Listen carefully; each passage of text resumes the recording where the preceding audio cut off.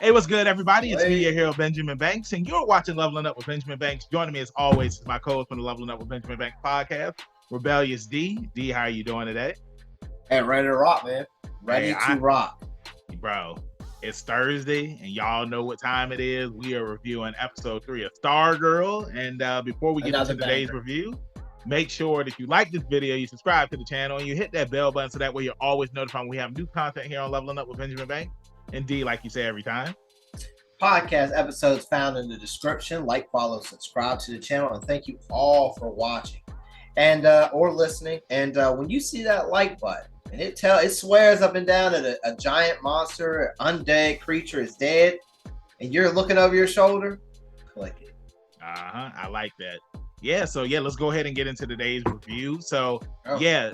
I'm just gonna go ahead and start it off because I had told him when I called him earlier today, I gave it a 10 out of 10. Like, man, Stargirl is just so good. And it's just funny because when I was watching it on the CW app, like they kept on showing commercials for Superman and Lois. I was like, man, don't nobody care about Superman and Lois no more. I mean, it's a good show, right, but it's just like second place. For right now, unfortunately, man. I mean, it might. I don't know, Banks. I don't know if they're gonna right the ship. I'm not. You know what I'm saying? It's a lot up in the air. Yeah. Just too many ups and downs with Superman and Lois through 2 seasons, whereas Stargirl hasn't skipped a beat since it started. Exactly. You know, nothing crazy. No, no contract issues, no shooting issues. Nobody getting sick. It's just like they just get it out of the way, man. And like 3 episodes in so far, and every episode has been a 10, and it's just been so good. I love because last time when we did the review, we were just wondering, what was going to happen with the Crocs because of the way that the second episode ended. But then it's just like we find out that the gambler, I was about to call him the Trav, but the gambler was blackmailing the Crocs. And once he died, not once he died, but before he died, he came to the town, because he was with his daughter, and he was just like, hey, I'm not going to do this to you guys. Like the gambler really had like a new outlook on life. And I don't know, man, I don't think he's dead, to be honest with you. Because because it's like we see what happened at the end of the episode with Sylvester, and it's like he falls on the ground and his body just disappears. So I don't think that he's dead. I think that Sylvester's body disappeared. Yeah, didn't it disappear? No, he was laying there. That's right. Yeah, he was like bleeding from his eyes and stuff. Yeah, I wasn't sure. I couldn't remember if like after the thing dropped him, if they took him back up to the sky. But I mean, like it's interesting to see like who it is. Like I've already said before, I think that it's Keith David's character, and I'm mad I can't remember the Skull's name right now. But it's just like we see that whoever it is, Mr. Bones, thank you. Right. We see whoever it is. It's just like they're watching everything that's going on right now. They have cameras everywhere, and I'm excited to see what's going to happen. Like I'm waiting for Jade to come back. It's just it's like the JSA. I like that Courtney is optimistic about everything, and it's just like you have Cindy, who is just like, oh, I want to prove that I'm a good teammate and whatnot, but at the same time it's like she has her own motives. Like she has the gambler. They remind me of Johnny and Daniel. That's who they remind me of. Yeah, kind of like they're opposites. They want to do stuff, but they want to do it their own ways. It's just like that's how I feel about them. It's just like, she just keeps doing the wrong things, but they just think she's evil. Some of them. Yeah. But I mean, you see how Sylvester looks at it. It's just like, no, y'all are evil. It's just like y'all coming up in the house and everything. And I just don't like how he talks to Pat, man. He's like, you're my sidekick. He's kind of like, imagine if Captain America just got dropped right back in where I didn't even think about that. Yeah, it's just like, you're my sidekick. And I mean, as far as we know, he was dead, right? Yeah. And it's just we don't know who brought him back either. Yeah. So it's just interesting. What I will say, I'm glad you brought him up. Hey, because he was throwing them hands this episode. That supermarket fight scene was fire. Yeah. I mean, good. And he was like, "Hey, Sportsmaster." He was like, "That all you got?" He was like, "Yeet!" Blew him out of the window. Super sweet choreographics. Bro, he was about to kill him. Oh yeah, for sure. And like that's my thing too, is because you're supposed to be a hero, and he almost seems possessed at moments. Yeah, you get that feel. Like he was about to take him out with the staff. Yeah, but you would think too. It's just like I understand he can control the staff, but it's like the staff has a mind of its own. Yeah, and you would think that after being with Courtney for all this time, that like the staff would be like, "Yo, like I'm not doing this." I understand that he was fighting a battle and whatnot, but it's like at the same time, like they were beat, and it's just like this man, he was going insane. But the thing is, too, Banks, is another point to him being gone for X amount of years. He knew them as super evil people. And so much time. He's a man out of time in them. Yeah. You know what I'm saying? It's like they're trying to reform. And then remember he attacked the Shade. Shade was like, "Yo, I'm out."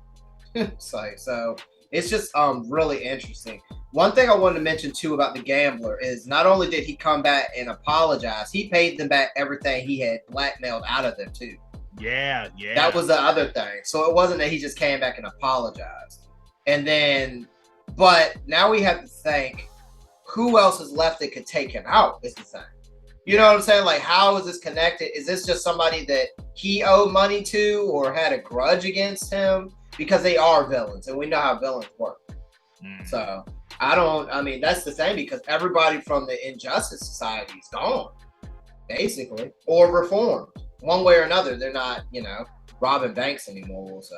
Exactly. And now, something I want to touch on is when we had your boy Henry King Jr., when he was talking to the teacher, and your boy Rick came in there. I was like, hell yeah. Rick was just like, hey.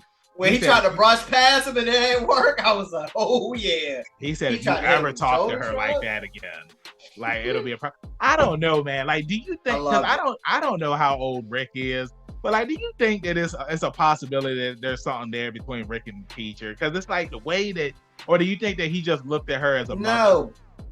Well, remember, I think that's the same teacher that kind of came to Rick in a similar instance earlier in the was it season 1? Well, no, it was season 2 when like she thought she tried to play him. She tried to play but he him. Proved her wrong. You know what I'm saying? So I guess that was them on a clean slate. And Rick's like, "Yo, don't talk to her like that. She just wants to help." Yeah. I think that's all it is. But it's interesting that you opened the door about talking about Rick and the teacher. Yeah. I want to know if Rick and Courtney are going to have a thing down the line, because clearly Courtney likes this guy now. But it's kind of like we talked about last week. Like some heroes don't learn until they get burned.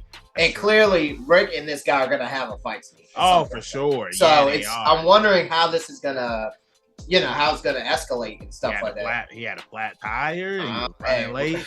I had a flat tire. It was just wild, man. But great episode. I want to read some of the comments that we had got from last week's review. So we had our girl Justin King. She returned. Hey, welcome back. She said Shade is wilding. I mean, but he wasn't though. Like he was chilling. Yeah, Sylvester was the one that was wild. Yeah, he just trying to have a good cup of tea. I mean, don't get no more chilling than that. Yeah, man. Like Pat keeps telling Sylvester, you need to calm down. It's gonna come down to Pat saying, "I'm not your sidekick." It's gonna be one of. We might even actually get a face off between those two. We might, bro. I love the fact that Pat had brought up Courtney's dad and how he knocked him out. I was like, hell yeah. Like, that was a sweet moment in the first season. Yeah. Yeah, yep. Continue. But yeah, then we have a comment from Kevin. He said, you with Sylvester, I can't help but wonder who else in the JSA is alive. Cindy has done some evil things, but at the end of the day, she's a lonely girl, desperate for friends and acceptance. I have a feeling she wants to solve this murder, not just to prove her innocence, but to show that she can be a part of the JSA. And I also feel like things will come to a head with Pat and Courtney and Sylvester, because Sylvester is too hot-headed for his own good. Yeah, that's what we were just saying. And we headed for that Civil War. And then I'm quite curious as to what the Croc did, but I don't think it's quite what they want us to think, which is, what we saw. And then Kevin gave it a 10 out of 10 as well, So it's just like, I just love how they're trying to solve the murder, and how they're going about it is, it's just like, well, we need to interrogate these people. We need to interrogate these people. Like what's going on here? Who knows what's going on? And I can't wait to see what's going to happen in next week's episode. On the CW app, they don't show you the previews of what's going to happen, so I don't know what's going to happen. But I'm looking forward to it, because I'll be there either way. This is episode 4. So I mean, like we already said, we gave it 10 out of 10 for our rating for the episode. So let us know in the comments what you guys thought. Like, what is your rating? Leave the comments. We'll read them up here next week. D, let them know where they can find you in the social media land. As always, you can find me at rebellious_D23 at Instagram.com. And Banks, hey, look, Blue Valley's heating up. Where can they find another hero? Hey, you can find me at Hero Benjamin Banks at KingBenji_Banks on Twitter and Instagram. You can find me on Facebook at Benjamin Banks. I should be the first person to pop up. If not, then I need to contact Mr. Zuckerberg. Thank you again for watching this review. Check out some more reviews, interviews, reaction videos that we have here on the channel, podcast, down below in the description with the link. And then the video of all of that stuff is up here on YouTube on Friday. So with that being said, keep that pinky up. Stay positive. We'll see you next time on Leveling Up with Benjamin Banks. Peace. Thanks again, everybody, for watching another episode of Leveling Up with Benjamin Banks. Make sure you like, follow, subscribe to the channel.